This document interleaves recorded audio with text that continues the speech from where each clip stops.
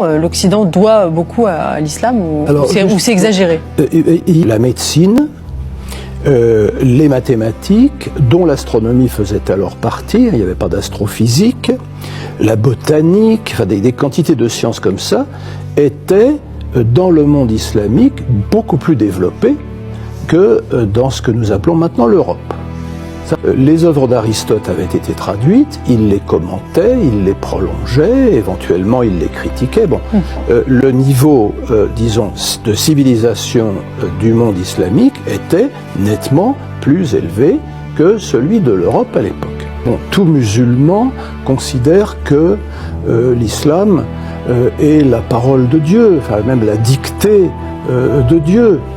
Tout musulman considère que Mahomet, enfin Mohammed si vous préférez, est le dernier des prophètes, le sceau des prophètes, comme le dit le Coran.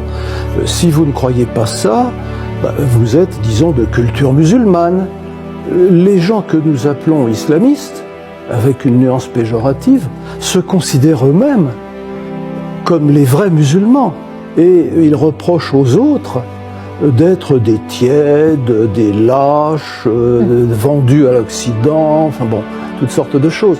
Alors comme nous avons des lunettes chrétiennes à travers lesquelles nous regardons les autres religions, nous considérons comme religieux ce qui a des équivalents dans le christianisme, la prière, le jeûne, le pèlerinage, des choses de ce genre-là, et en revanche nous rejetons ce qui n'a pas d'équivalent dans le christianisme, à savoir des règles alimentaires, pas de porc, des règles vestimentaires, le voile des femmes, des règles capillaires, la barbe qu'on laisse pousser et la moustache que l'on taille. Nous considérons que ça n'est pas religieux. Hadith, les récits sur le prophète, étaient dans leur très grande majorité postérieurs à l'époque où on imagine qu'ils auraient été prononcés ou même notés.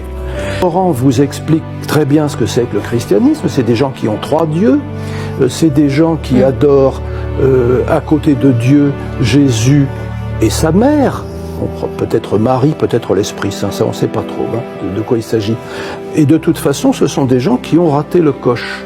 Et donc pour l'islam, l'existence de Dieu est une évidence. Il n'y a pas besoin de preuves. Oui. Il n'y a pas besoin de preuves.